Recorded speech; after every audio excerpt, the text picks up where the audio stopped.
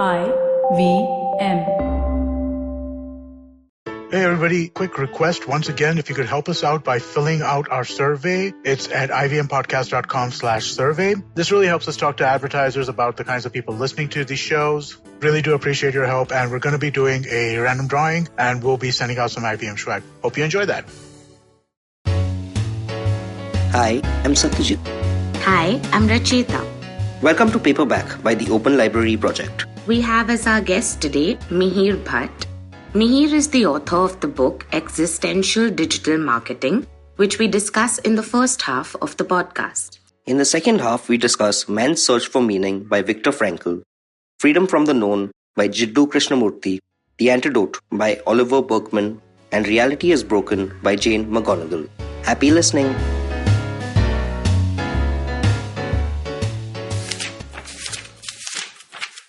The gods had condemned Sisyphus to ceaselessly rolling a rock to the top of a mountain, whence the stone would fall back on its own because of its weight. They had thought with some reason that there is no more dreadful punishment than futile and hopeless labor.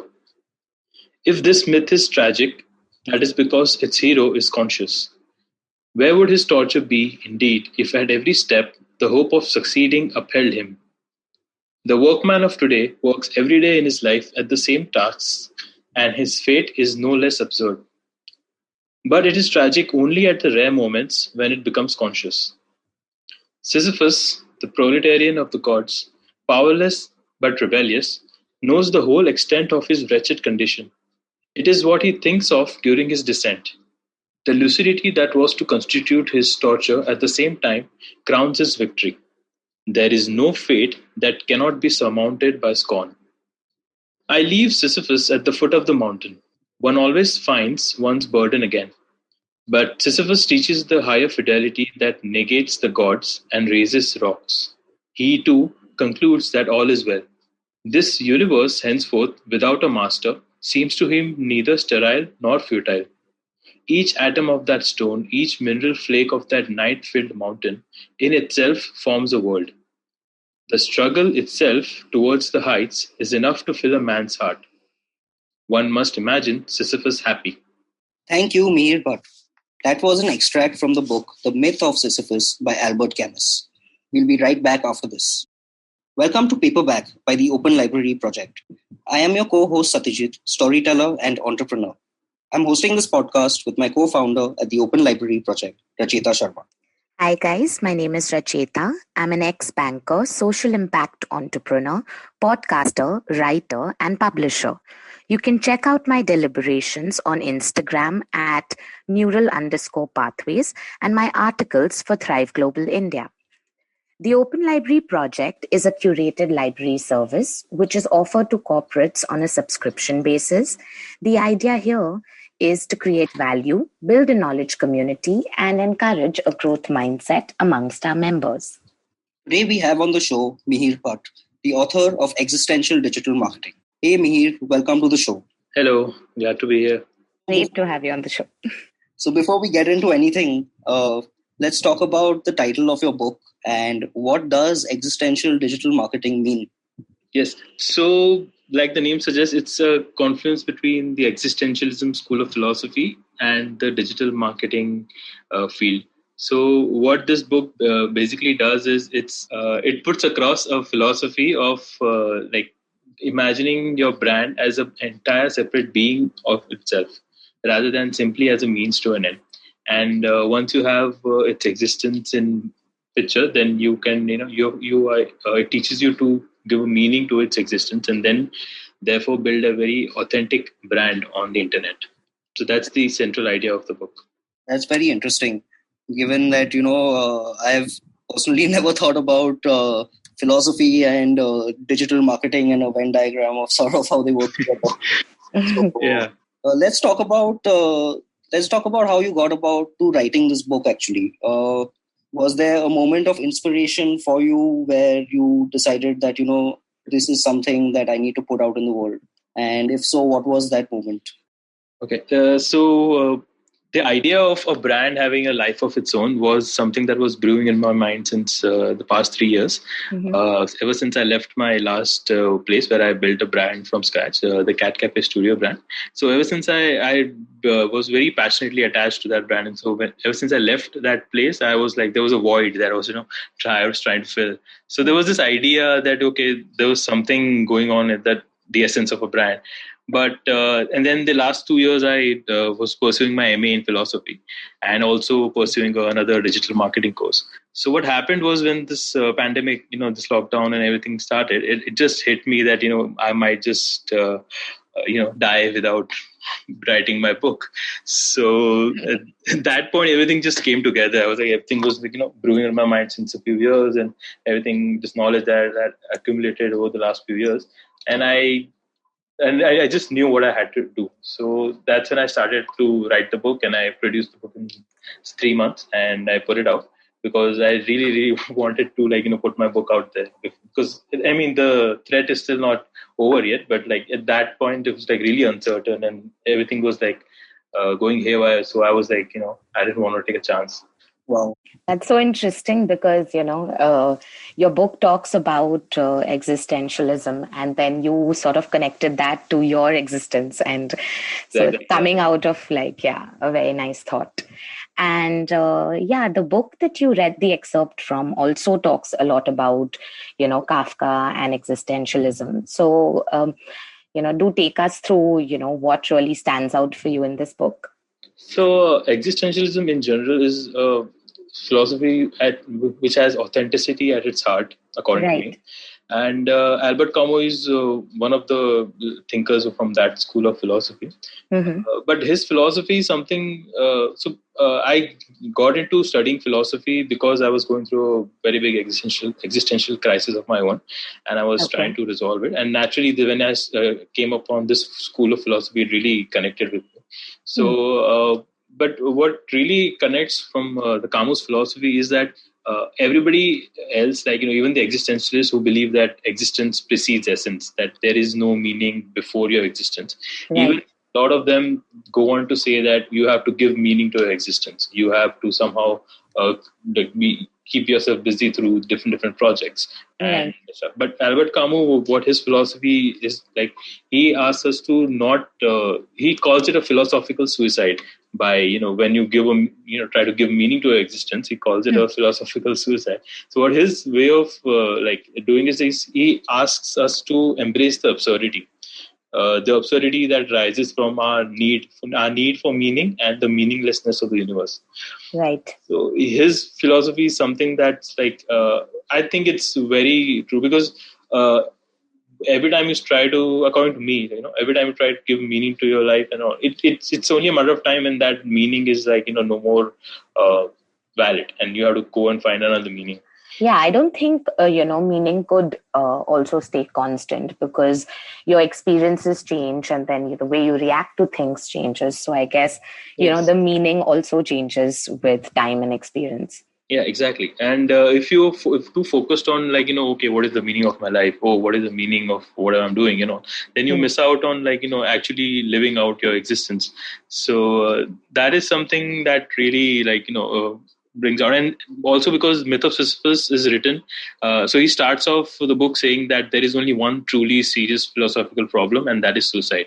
So he's written this book in a way to resolve the problem of suicide, and he connects the need to commit suicide to the meaninglessness or the fight of meaning that people have in their lives. So that's also one of the reasons why it really it's strong with me. And my book Existential Digital Marketing is basically I bring out a lot of other existentialist philosophy as well, like Sartre, Heidegger, Simon, Kierkegaard, Nietzsche. And what I'm basically trying to say is once you have understood that a brand has its existence of its own, then you can decide what meaning to give it its existence. And these are one of the few directions that you can take.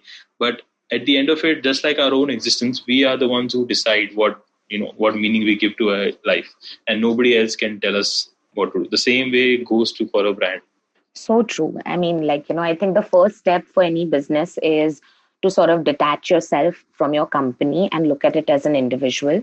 And then if you further look at your brand as, what is the meaning of this brand for itself, or how you want it to be, perceived by people, then that's a very individual and I think exclusive from you, a choice that you make, basically. Yeah. So what from my own experience, what I found was like my own work experience as brand manager, and also when I've seen the founders, how brands get treated is like it becomes a accumulation of a lot of different personalities. Right. So you say if I'm the one, it's my brand, okay, and I'm like always responsible of talking on behalf of it, making it grow and everything. So it just happens that my personality gets like mixed up with the brand personality. So and like say if you're really a workaholic person like I was, and you're really passionate about it, then there could be a point where you can't distinguish between the two, and that Absolutely. is like so the first step is, like you said, to realize that you are not your brand. Your brand is a separate entity itself. Yeah, because we use word, you're the face of the brand, you're the face of the brand very often. Exactly. Where I think that's where we sort of merge the distinction, and so it's very, very exactly. Yeah, to and give it's your also brand like very difficult for personal brands, like say like influencers. Right now they're like the in thing, like everybody is like a influencer. So for them it's like even more difficult because the person itself is the brand. Yeah. Right? And So, then the depression that comes with it not working is even higher. Exactly. And then when you have when you can't like detach yourself from the brand, then you start thinking of what is good for you is also good for the brand, and that may not be true. Like if you think objectively, then you realize what's good for the brand is like something else, and what's good for you as a person is like something else. They may not necessarily be the same thing. That's totally on point. I think this book may have some real insights for entrepreneurs while scaling businesses, and what to keep in mind to not kind of lose yourself and lose your identity in the brand you're trying to build, right?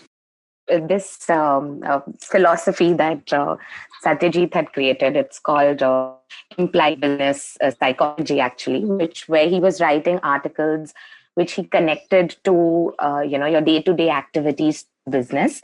And I think that's exactly what you've been conveying through your book, where you're actually looking at life as a whole, and then what meaning you can derive from that for your business, which is, I think, beautiful. So you were talking about this where you kind of distinguish yourself from the brand itself, and one real world example that I can really think of is kind of in the wrestling industry, where you have people playing these wrestlers, and they are different individuals, and they are also the brand on TV, right? So there's a complete segregation in terms of their personal life as well as their professional life, where they're just being someone on true for like any celebrity for that matter, because I mean it's also part of the game. Like you have to project that this is you. So if you can't authority say, okay, oh, this is just my brand, that won't work. Right. So it's like, but then as a person behind that brand, you have to be very conscious of this fact that you are distant from that brand. So, and then, like you said, you were right. This is what I've tried to bring out, like to help young brands and the like early stage founders, who get too caught up in like making their brand successful. For them, this is very important to understand that they are like different. And once they do, then the rest of the book is like follows through what to do afterwards. After you figure that out. Fantastic. So, who is the ideal audience for your book? Is it just startup founders? Is it people looking to be in business, influencers? I would say the ideal, there are a lot of different sections that I have targeted, but the main people who really could benefit from it, like from the like get go, are the people who are like young entrepreneurs. I mean, young as in the brand's age, and who do not have a significant advertising budget or marketing budget to hire an agency, or like somebody who's like just started out. For them, this is like, because the point of branding or marketing or anything is to like make your brand stand out compared to like other brands. And when you are like a very young brand which is like just started out, it's very difficult to carve out your niche in the market. So if you follow a philosophical marketing strategy like this one, then your brand will be like no other on the internet. So that will definitely help you in like getting your brand a separate like carve out a space in your audience's minds. So for them, it's like really good. And where is the book available currently, Mihir? It's available on Amazon Kindle as an ebook. I wrote it thinking of like an ebook, so I have not decided on whether I want to bring out the print version yet. Because the pandemic started and there were no deliveries and nothing happening. Right. So that was part of the whole thing. So are you applying existential digital marketing strategies to the book itself? So the marketing of the book, I've really tried to keep it very authentic and very real, and I've shared a lot of my personal experiences and really, really personal stuff in the book, because I was like, if I'm writing a book on authenticity, I myself have to be authentic first, right? It goes without saying. So true. Yeah. In that way, I've followed it. Yes. So great. The book is available on Amazon. And where can people reach out to you, Mihir, in case they want to? So people can connect with me on LinkedIn, and you can also follow me on Instagram. Okay, sounds good. On that note, we're going to take a short break, and we'll be right back after this. Hello, everybody. Welcome to another week on the IVM Podcast Network. If you're not following us on social media, please do. We're IVM Podcast on Twitter, Facebook, and Instagram. Once again, just a quick reminder, please do help us out by filling out our survey. It's at ivmpodcast.com/survey. It really does help us figure out who's listening and, what are the characteristics that we can go and push to advertisers. That is massively helpful to us. Please, please, please do help out with that. So, on the network this week, let me start with a quick milestone. It's the 100th episode of Begin the Journey with Ashish Vidyarthi. Congratulations to Ashish and the team. Great show. If you're not listening to it, he talks to you about just how to approach life. It's just very, very cool stuff. Do check this out. Want to mention the note with Maruk Inayat. She talks about why petrol prices are so high. On the Wired Talk, Siddharth speaks with Harsh Mandar. On Advertising is Dead, Varun speaks to Kabir Biswas, the founder of Dunzo. They have a really interesting conversation about, what's the future of Dunzo and what they're thinking about. On the Traveling Professor's Diaries, check out Siddharth talk about the performance paradox. I found it really fascinating and interesting. I think that you guys will really get something out of listening to that. Please do give that a listen. And finally, let me mention Zindagi Diaries. It's Ragini Kumar's poetry podcast. The first week when it came out, we put out 5 poems first week. We put out another 5 poems this week, and the response has been phenomenal. Do check it out. It's in Hindi. It's a poetry podcast. Something a little different. Do give it a shot and let us know what you think. And with that, let me get you back to your show. Welcome back, guys. We still have with us Mihir Bhatt, author of Existential Digital Marketing. That was a very interesting first half, Mihir. I think this book may be a real help to start. Being a startup founder myself, I kind of understand the direction you're going with the book and why it's necessary to understand these things. So thanks for writing the book. A very interesting first half. My pleasure. Another interesting thing I feel is that existentialism in itself is a very, deep topic, and people find it very difficult to read these books. So the fact that you've connected it to business, it makes it, way more relatable for people who would be approaching this for the first time. So I think both ways it works really well. Yeah, I hope so, because you're right. These books, the philosophy in general is very difficult to if you go and read the primary sources, it's it's going to take you a while and repeated readings to grasp it. So I'm glad that I can use my knowledge to bring it out in a very simple manner. The next book we're talking about is Man's Search for Meaning by Viktor Frankl. One of the books we've talked about multiple times on this podcast, just because it's so good and so. Yeah. Tell us a little bit about Man's Search for Meaning, how you kind of came by this book and why it's special for you. So I was going through a lot of books related to philosophy and meaning of life in general. And I came across this book because the name itself is Man's Search for Meaning, right? So I had to read it. Right. So, and then when I read it, I was completely spellbound. First of all, because the first half is completely about real experiences from the Nazi concentration camp. And what I really, what the author has done is he's bring out a philosophy, he called it the logotherapy, of finding the meaning of your life. Okay, so he's your life has meaning, and it's up to you to find it in any given moment, even in the worst possible situations. When the people in the concentration camp, he observed that the people who had a reason or some kind of a purpose to stay alive, they did way better than other people who lost their purpose and like lost their meanings. And the people basically who found new meanings to life, and it could be very simple as like just like a loaf of bread or like seeing a sunrise, sunset. But then they found that something that gave meaning to their lives. And so that really kind of like hit me. We kind of think that meaning of life has to be this extraordinary, great thing that once we find it, everything would make sense. Mm-hmm. But that's not necessarily the case.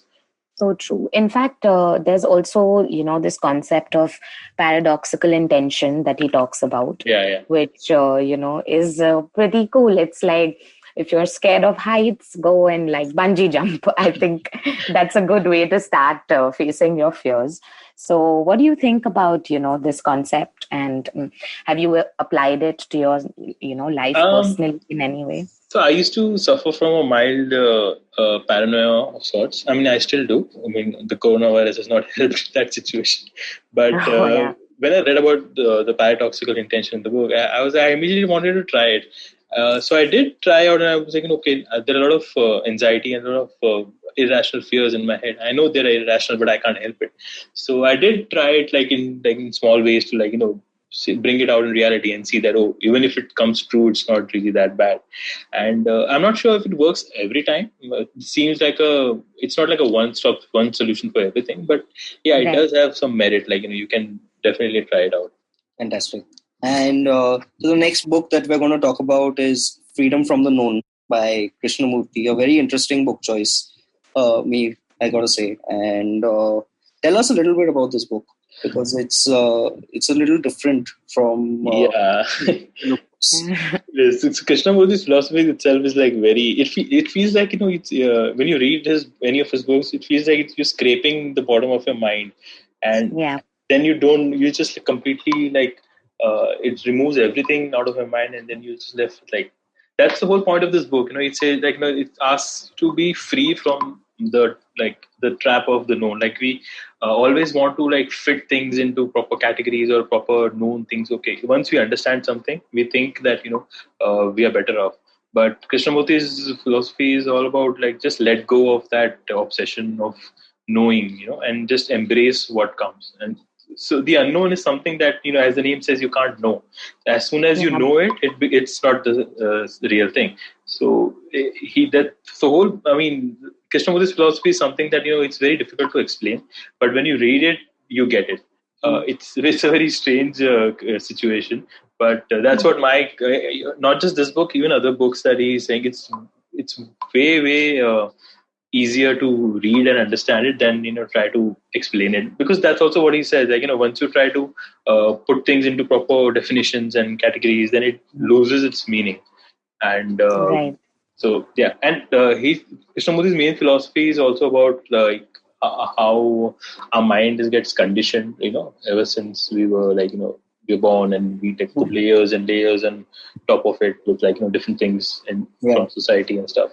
So he really emphasizes on the fact that we need to free ourselves from these conditions. So that's something I really connect with when I was trying to understand my own self. Yeah, it's like you're getting rid of psychological debts that you're giving yourself, and you're sort of accepting that the truth of life is that it's going to end one day, but you have to live the days instead of thinking of that every single day. So I think that gives you more ownership to your life. I think you accept it and live it truly. So he asks us not to exist in time, because he said once you start thinking and start trying to understand something, you're existing in time, which is existing in the past or the future, but you're not existing in the now. And we always have this image in our heads of what is and what should be, and we always striving between the two. So I would say what I understood from philosophy in general, and these philosophers, all these contemporary self-help books are just a derivative of these philosophies, But these are the real deal. These are the actual original movements that started it all. So I would really recommend everybody to study philosophy in whichever field they want to. Yeah, take some a good amount of time out for this book. And when you do have that, I think it's a great book for everybody to read. Yeah, totally. The next book we're moving on to is The Antidote by Oliver Burkeman. Again, this is a book that kind of is sort of in the self-help kind of space, and kind of how to... So it's like, I would say it's an anti-self-help book. Because what it basically says is that, the obsession with happiness is actually what makes us miserable. It's like a constant pursuit of happiness is what's like, it's actually counterproductive. And so I've grown up for some reason, like, I just grew up reading a lot of self-help books, and I really wanted to be happy in life, and I really wanted to, like, figure out, like, and be successful and all that. That was fine. But then this obsession with happiness was like, and positive thinking, and today we'll call it toxic positivity, what this book is basically talking about. But when I read this book for the first time, it really like cleared my head. Like, okay, this is what's going wrong. I'm trying to be happy by trying too much, too hard. And like, I'm rejecting all other feelings and emotions by only focusing on happiness. And that's actually what is like the problem. I'm not happy at all because I'm just obsessing in controlling my future. So this was like a mind opener of sorts when I read it.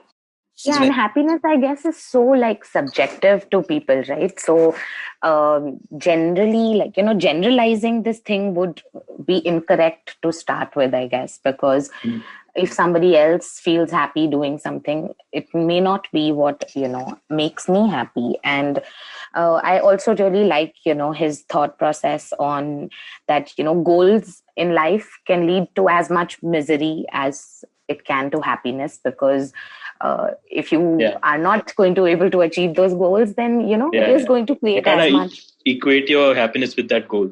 Yeah. So, like you said, happiness is very subjective. That's very true. I would say, now after all these years, I would be like, happiness is just one part of the whole thing. Yeah. You can't just always be happy. If you're always happy, then you won't like it. it won't be happiness. It'll be like you'll get bored of it. Life is all about like different emotions, and you need to learn how to accept all of them, so that you can appreciate happiness also. So it's like one of those things. Yeah, I think you have to work on trying to feel happy in not such great circumstances, because I guess when everything is good, everybody is happy anyway. So, yeah. And I think this is our final book for today's episode. Reality is Broken by Jane McGonigal. This one's a little different, right, Mihir?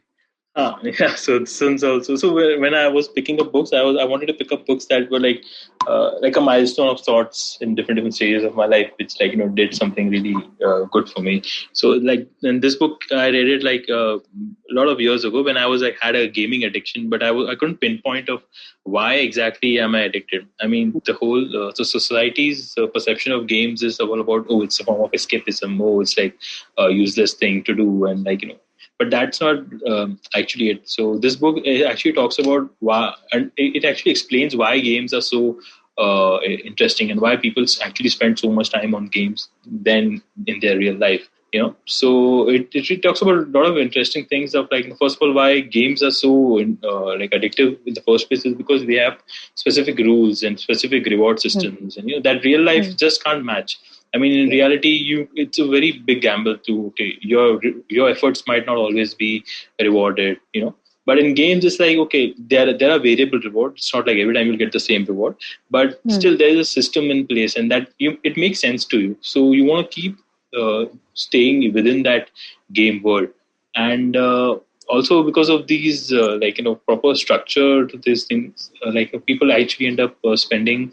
And also learning a lot of things in games which the non-gamers don't realize, like things like teamwork or like goal-oriented behavior or like resilience. Sometimes it just takes hours to crack something, but then you just want to solve that puzzle in somewhere. And these things are not something that you can develop easily. And so games are also a force of like a good thing if done right.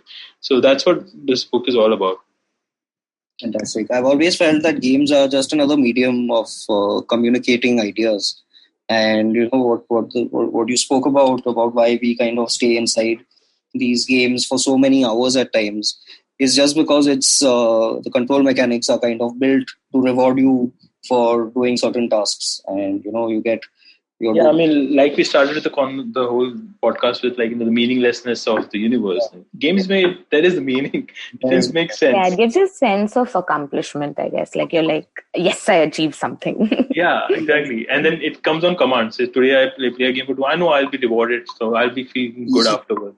You can't really do that in real life. So, and these days, the games and everything is just really picking up. So now these things are going to be more important in the coming future.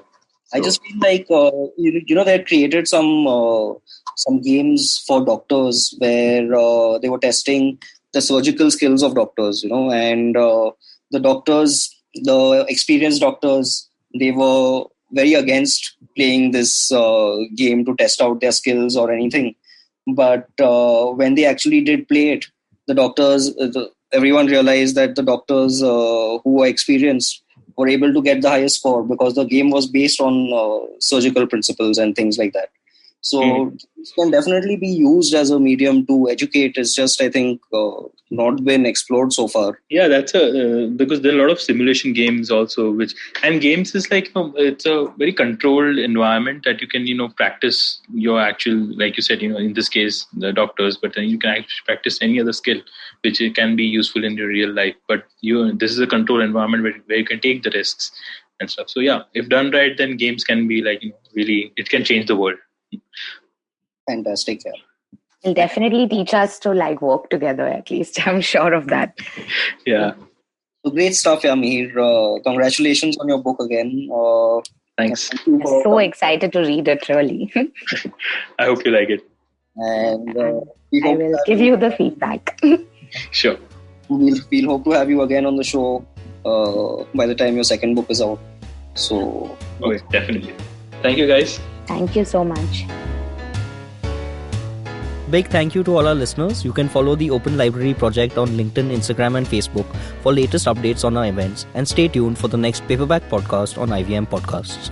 Happy reading. You can follow IVM Podcasts on Facebook, Instagram and Twitter at IVM Podcasts. Listen to Paperback on the IVM Podcast app, website or wherever you listen to podcasts.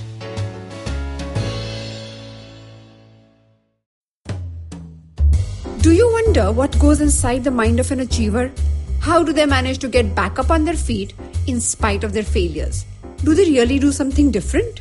You're absolutely right. Yes, they do. I'm Aditi Surana. Join me every Wednesday and Friday on my show Absolutely Right, where I use my special tool of handwriting analysis, also known as graphology, to interview high performers and study secrets behind their success and personality. You can catch us on the IVM Podcast app, website, or wherever you get your podcast from.